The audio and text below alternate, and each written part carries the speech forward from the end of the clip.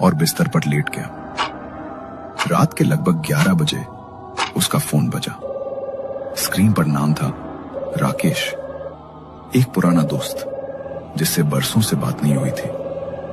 अरे इतनी रात गई है, मुझे क्यों फोन कर रहा है? हेलो, कैसा है राकेश? सब कुछ ठीक तो है ना? रात के इस पहर तूने फोन किया? हाँ सब ठीक है, लेकिन सुना है तू मुश्किल में है। पैसे तो नहीं है मेरे पास, लेकिन एक तरीका है जिससे तेरी ये मुसीबत चुटकी में खत्म हो सकती है। क्या? ऐसा कौन सा तरीका है? कहीं तू मुझे किसी गलत काम को करने के लिए तो नहीं कह रहा? अरे नहीं रे, कोई गलत काम नहीं है।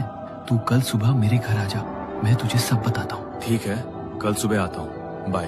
पूरी रात गगन यही सोचता रहा कि ऐसा कौन सा तरीका है जिससे उसकी सारी मुसीबतें एक चुटकी में हल हो जाएंगी। और अगली सुबह वो उठकर राकेश के घर पहुंचा। आजा गगन, बैठ, मैं तेरा ही इंतजार कर रहा था। अच्छा अब तो बता, तू कैसे मेरी मदद कर सकता है? मतलब ऐसा क्या है जिससे मेरी सारी मुश्किलें हल हो जाएंगी? मेरे ऊपर 5 लाख रुपए का कर्ज है, वो उतर पाएगा ना? हाँ उतर जाएगा, लेकिन तेरे पास सिर्फ एक मौका होगा उससे कुछ भी मांगने का। मैंने उससे अपनी पत्नी की जान मांगी थी, याद है? जब कोमल को जानलेवा बीमारी हो गई थी, उसी ने उसे ठीक किया था।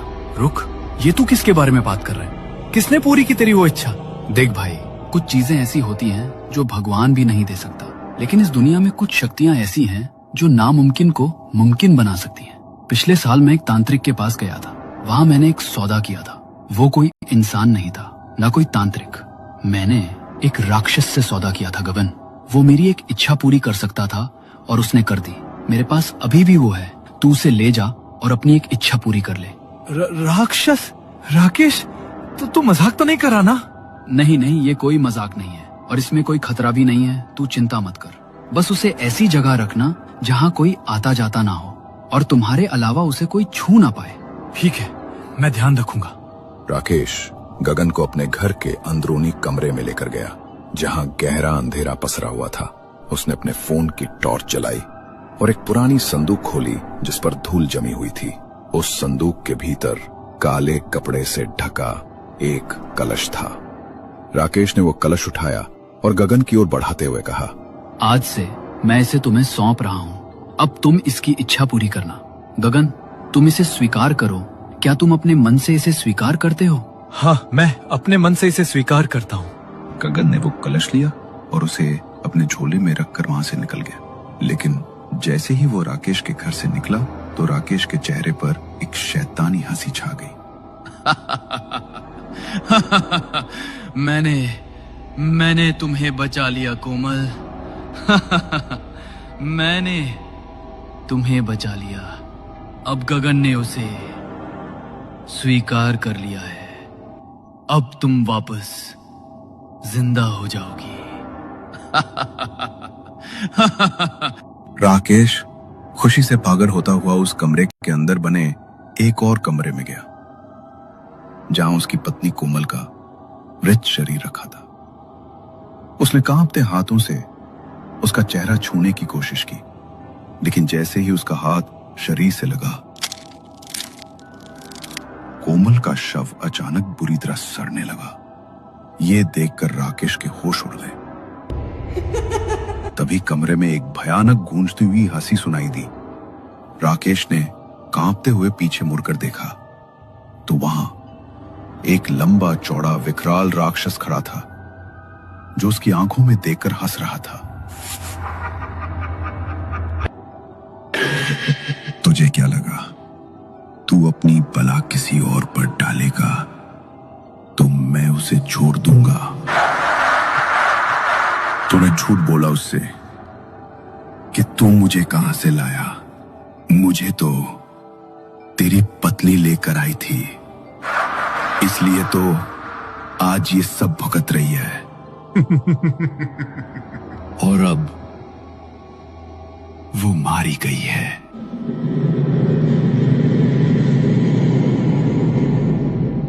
अब उसका भुगतना भी खत्म हो गया। लेकिन तुमने तो कहा था कि अगर कोई तुम्हें स्वीकार कर लेगा तो तुम मेरी पत्नी को छोड़ दोगे। फिर तुमने उसे क्यों मार डाला? ये तुमने उससे झूठ बोला। अगर वो सच जानता और तब मुझे स्वीकार करता, तब मैं तुम्हारी पत्नी को छोड़ देता। मेरा पहला शिकार मारा गया, पर अब मुझे अपने दूसरे शिकार के पास जाना है। उस राक्षस ने कोमल की तरह ही गगन को भी अपने मौत के चक्रव्यूह में फंसा लिया है। लेकिन क्या गगन इस चक्रव्यूह से कभी बाहर निकल पाएगा? क्या उसकी बेटी उसकी मौत और जीवन के बीच में फंसे राज को जानने के बाद अपने पिता को बचा पाएगी? इतना सब हो गया माँ, और आपने कभी कुछ बताया तक नहीं हमें। मैं जानना चाहती हूँ।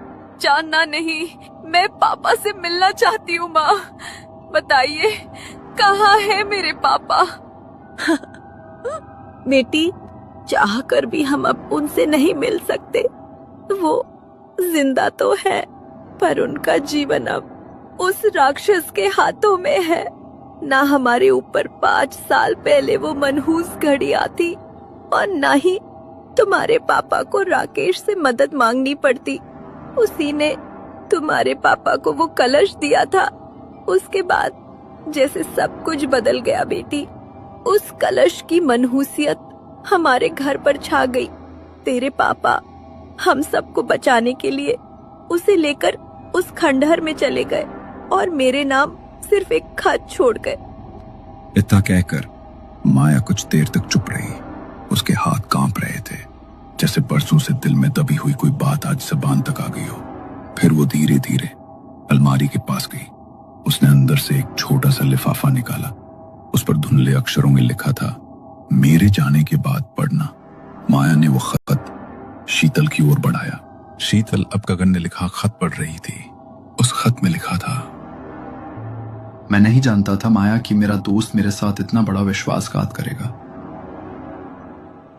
मैं तुम लोगों पर कोई आंच नहीं आने दे सकता, इसलिए खुद का समर्पण करने जा रहा हूं। खंडहर में मैंने वो कलश स्थापित कर दिया है, और मैं जानता हूं कि अब वो राक्षस मुझे खत्म कर देगा, क्योंकि जो भी उसे स्थापित करता है वो उसे अपने साथ लेकर जाता है।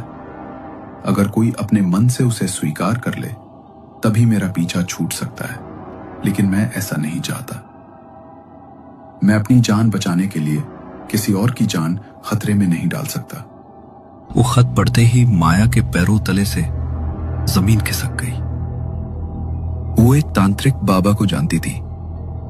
वो उसी समय दौड़ती हुई उनके पास पहुंची। उसने तांत्रिक बाबा को रोते हुए सब कह सुनाया। क्या ये तुम क्या कह रही हो? कलश में स्थापित उस राक्षस को काबू करना कोई बच्चों का खेल नहीं है। उससे कोई छुटकारा नहीं पा सकता। वो तुम्हारे पति की बलि लेकर ही जाएगा। ऐसा मत कहिए बाबा। मैंने सुना है इस दुनिया में हर मुश्किल का कोई ना कोई समाधान जरूर है। मेरे पति को बचाने का भी कोई ना कोई रास्ता तो जरूर होगा ना। एक रास्ता है। अगर तुम्हें अपने पति को जीवित रखना है तो हर रात खंडहर में उसके लिए एक बलि लेकर जानी होगी। याद रखना, अगर एक रात भी उसे उसकी बलि नहीं मिली तो वो तुम्हारे पति की आखिरी रात होगी। उसे बलि देती रहोगी तो वो बस तुम्हारे पति को मारेगा नहीं, पर मैं नहीं जानता कि तुम अपने पति को फिर कभी देख पाओगी या नहीं। अगर उन्हें जिंदा रखने का ये एक रास्ता है तो मैं ऐसा ही करूंगी। तब से लेकर आज तक मैं हर रात एक मुर्गे की बलि उसके लिए लेकर जाती हूँ, ताकि उस बलि को स्वीकार करके वो तुम्हारे पिता को नुकसान न पहुंचाए। तुम्हारे पिता पता नहीं किस हालत में है, और वो कौन सा तरीका है जिससे हम उस राक्षस का अंत कर पाएंगे। लेकिन एक उम्मीद है कि शायद हम कभी तो तुम्हारे पिता से मिल सकेंगे। आपने बहुत गलत किया माँ। आपने हमसे ये बात छुपाई। क्या हमें अपने पिता के बारे में जानने का इतना भी अधिकार नहीं था? मैं आपसे वादा करती हूँ कि चाहे कुछ भी हो जाए, मैं उस राक्षस का अंत करके रहूंगी और अपने पिता को वापस लेकर आऊंगी, चाहे इसके लिए मुझे कुछ भी करना पड़े। नहीं बेटा, मैं तुझे इस सब में नहीं घसीटना चाहती थी, इसलिए तुझे कभी कुछ नहीं बताया। वो बहुत खतरनाक है, तो ये सब भूल जा मेरी बच्ची। माया अपनी बेटियों को इस सब से दूर रखना चाहती थी, लेकिन अब शीतल बस कैसे भी करके अपने पिता को वापस लाना चाहती थी। वो अक्सर कभी कभी अपने कॉलेज के बाद लाइब्रेरी में रुककर कुछ किताबें पढ़ा करती थी। अगले दिन जब वो अपने कॉलेज गई तो उसने वहां एक किताब ढूंढी जो भूत प्रेतों और ऐसी ही नकारात्मक शक्तियों पर लिखी गई थी। वो किताब को पढ़ने बैठी और दोपहर से शाम और शाम से रात कब हो गई उसे पता ही नहीं लगा।